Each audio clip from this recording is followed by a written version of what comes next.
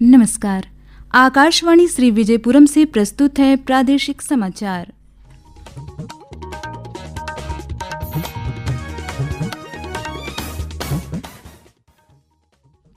मुख्य समाचार। प्रधानमंत्री नरेंद्र मोदी ने गुजरात के एकता नगर में राष्ट्रीय एकता दिवस समारोह का नेतृत्व किया। राष्ट्र के ताने बाने को कमजोर करने वाले किसी भी विचार या कार्य को अस्वीकार करने पर जोर। द्वीप समूह में भी आज राष्ट्रीय एकता दिवस समारोह का आयोजन किया गया।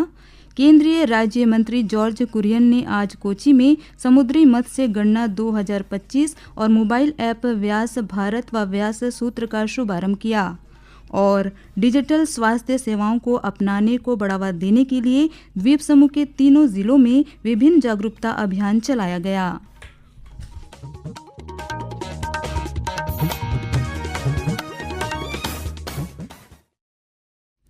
सांध्य समाचारों के साथ मैं अनीता किरकिट्टा। प्रधानमंत्री नरेंद्र मोदी ने लोगों से एकजुट होकर राष्ट्र की प्रगति के लिए खुद को समर्पित करने की अपील की। श्री मोदी ने कहा कि इससे विकसित भारत का सपना साकार होगा। सरदार वल्लभ भाई पटेल की 150वीं जयंती के अवसर पर एकता नगर में आयोजित राष्ट्रीय एकता दिवस समारोह में विशाल जनसमूह को संबोधित करते हुए प्रधानमंत्री ने ये बात कही। आजादी के बाद 550 से ज्यादा रियासतों को एक साथ जोड़ने का असंभव कार्य को उन्होंने संभव करके दिखा दिया। एक भारत श्रेष्ठ भारत का विचार उनके लिए सर्वोपरि था। इसलिए आज सरदार पटेल की जयंती का दिन स्वाभाविक रूप से राष्ट्रीय एकता का महापर्व बन गया है। प्रधानमंत्री ने देश की भाषीय विविधता की सराहना की और इसे भारत की सबसे बड़ी ताकत बताया। उन्होंने इस बात पर जोर दिया कि प्रत्येक नागरिक को राष्ट्र के ताने बाने को कमजोर करने वाले किसी भी विचार या कार्य को अस्वीकार करना चाहिए। प्रधानमंत्री ने करोड़ों लोगों द्वारा ली गई एकता की शपथ में देशव्यापी भागीदारी पर कहा कि इससे राष्ट्रीय एकता को मजबूत करने के सामूहिक संकल्प की पुष्टि हुई है। प्रधानमंत्री नरेंद्र मोदी ने कहा है कि statue of unity Sardar Vallabh भाई पटेल को श्रद्धांजलि है। उन्होंने बताया कि इस भव्य प्रतिमा का निर्माण पूरे भारत के लोगों, खासकर ग्रामीण जनों के जन आंदोलन और समर्थन का परिणाम है। मोदी ने आम लोगों से केवड़िया जाकर प्रतिमा की भव्यता का प्रत्यक्ष अनुभव करने का भी आग्रह किया। प्रधानमंत्री नरेंद्र मोदी ने कहा है कि लाला लाजपत राय जैसे अनेक स्वतंत्रता सेनानियों ने आर्य समाज से प्रेरणा ली और स्वयं को स्वतंत्रता आंदोलन के लिए समर्पित कर दिया। आज दिल्ली में अंतर्राष्ट्रीय आर्य महासम्मेलन को संबोधित करते हुए श्री मोदी ने कहा कि यह दुर्भाग्य की बात है कि अनेक वर्षों तक आर्य समाज को उसका अपेक्षित स्थान नहीं मिला। उन्होंने कहा कि आर्य समाज एक ऐसा संगठन है कि जो निर्भीक होकर भारतीय की एक बात करता है। प्रधानमंत्री ने स्वामी दयानंद सरस्वती को श्रद्धांजलि अर्पित की। जवाहरलाल नेहरू राजकीय महाविद्यालय की एनएसएस इकाई ने माई भारत के सहयोग से आज लौह पुरुष सरदार वल्लभ भाई पटेल की जयंती राष्ट्रीय एकता दिवस के रूप में मनाया। जेएनआरएम की प्राचार्य डॉक्टर पल्लव देवदास मुख्य अतिथि थीं और माई भारत के संयुक्त निदेशक शुक्रंजन विश्वास विशिष्ट अतिथि के रूप में उपस्थित थे।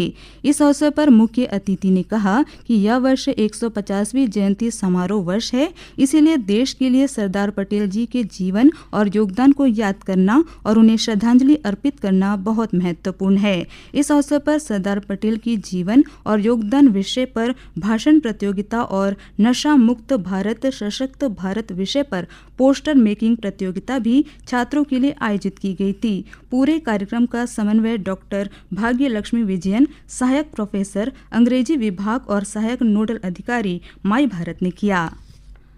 अंडमान निकोबार द्वीप समूह के पुलिस मरीन फोर्स ने आज भारत के लौह पुरुष सरदार वल्लभ भाई पटेल की 150वीं जयंती के उपलक्ष्य में राष्ट्रीय एकता दिवस मनाया गया। विविधता में एकता विषय पर आयोजित इस समारोह में राष्ट्रीय एकीकरण और सामूहिक जिम्मेदारी के महत्व पर प्रकाश डाला गया।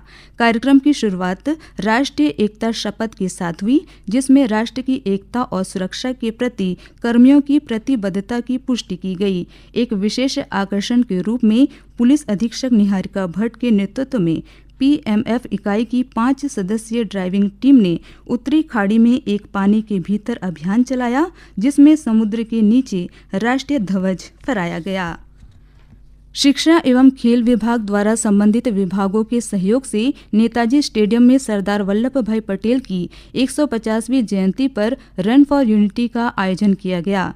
कार्यक्रम का शुभारंभ सांसद विष्णु पदरे ने एकता प्रतिज्ञा दिलाकर किया। इस अवसर पर मुख्य सचिव डॉक्टर चंद्रभूषण कुमार, उपायुक्त श्री अर्जुन शर्मा, शिक्षा व खेल सचिव एल कुमार और निदेशक डॉक्टर जितेंद्र सोहल उपस्थित रहे।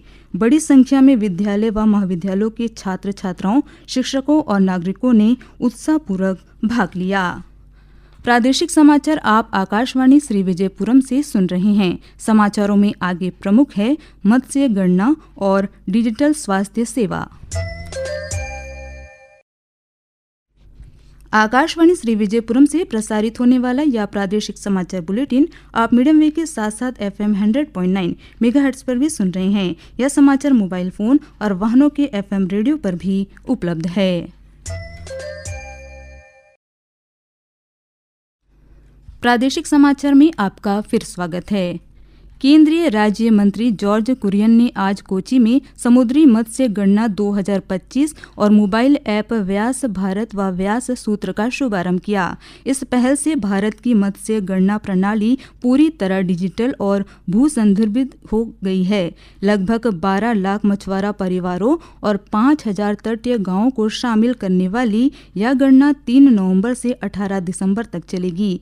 पूरी प्रक्रिया ICAR CMFRI द्वारा विकसित विशेष मोबाइल एप्लीकेशनों से संचालित होगी, जिससे वास्तविक समय में डेटा संग्रह और निगरानी संभव होगी। MFC 2025 में पहली बार परिवारों की आय, ऋण, बीमा, कोविड-19 प्रभाव और सरकारी योजनाओं के लाभ जैसी सामाजिक आर्थिक जानकारी भी जुटाई जाएगी। गणना में ड्रोन तकनीक से मछली पकड़ने वाले जहाजों की हवाई गिनती भी शामिल है। श्री कुरियन ने कहा कि सरकार मछुआरों को ट्रांसपोंडर और टर्टल एक्सक्लूडर डिवाइस जैसे उपकरण निःशुल्क उपलब्ध करा रही है और सभी से NFDP पोर्टल पर पंजीकरण करने की अपील की। नरेंद्र मोदी सरकार ने 22 सितंबर को वस्तु और सेवा कर दरों में कटौती के साथ GST बचत उत्सव की शुरुआत की थी। द्वीप समूह के एक मेडिकल शॉप के मालिक ने आकाशवाणी से बातचीत में बताया कि नए GST सुधार से लोगों को काफी लाभ मिल रहा है। पहले जो मेडिसिन का GST लग रहा था 12%, 18%, 28% लग रहा था और सिलेक्टेड प्रोडक्ट, कमती प्रोडक्ट में 0% GST था। अभी आने वाला GST नया रूल जनता के लिए बहुत फायदेमंद हो सकता है, specially sugar patient, BP patient और हार्ट पेशेंट, उनके लिए बहुत बचत होएगा पैसा का, क्योंकि जो मेडिसिन पहले 18%, 12% में आता था, अभी वो मध्यम 5% में आ रहा है और बच्चा लोग का प्रोडक्ट जो आता था वो 18% में आ रहा है, जिससे हमारा जनता को बहुत फायदेमंद हो सकता है और बहुत पैसे बचत हो सकता है। आयुष्मान भारत डिजिटल मिशन के अंतर्गत डिजिटल स्वास्थ्य सेवाओं को अपनाने को बढ़ावा देने के लिए ABDM की कार्यक्रम प्रबंधन इकाई ने अंडमान निकोबार द्वीप समूह के 3 जिलों में विभिन्न जागरूकता अभियान चलाए हैं। इन अभियानों का उद्देश्य नागरिकों को डिजिटल स्वास्थ्य पारिस्थितिकीय तंत्र के लाभों के बारे में सूचित और सशक्त बनाना है। PMU शहरी और दूरदराज के ग्रामीण क्षेत्रों, जिनमें शैक्षणिक संस्थान, ग्राम पंचायतें, अस्पताल और अन्य सार्वजनिक स्थलों में कार्ड बनाने के अभियान भी सक्रिय रूप से आयोजित कर रहा है। इसके अलावा PMU ने सभी 3 जिलों में बस टर्मिनलों और जहां टिकट काउंटर जैसे अधिक भीड़भाड़ वाले स्थानों पर पैम्पलेट वितरण शुरू किया है। अंत में मुख्य समाचार एक बार फिर। प्रधानमंत्री नरेंद्र मोदी ने गुजरात के एकता नगर में राष्ट्रीय एकता दिवस समारोह का नेतृत्व किया। राष्ट्र के ताने बाने को कमजोर करने वाले किसी भी विचार या कार्य को अस्वीकार करने पर जोर। द्वीप समूह में भी आज राष्ट्रीय एकता दिवस समारोह का आयोजन किया गया। केंद्रीय राज्य मंत्री जॉर्ज कुरियन ने आज कोची में समुद्री मत्स्य गणना 2025 और मोबाइल ऐप व्यास भारत व व्यास सूत्र का शुभारंभ किया। और डिजिटल स्वास्थ्य सेवाओं को अपनाने को बढ़ावा देने के लिए द्वीप समूह के 3 जिलों में विभिन्न जागरूकता अभियान चलाया गया। इसके साथ ही प्रादेशिक समाचार का ये बुलेटिन समाप्त हुआ। नमस्कार।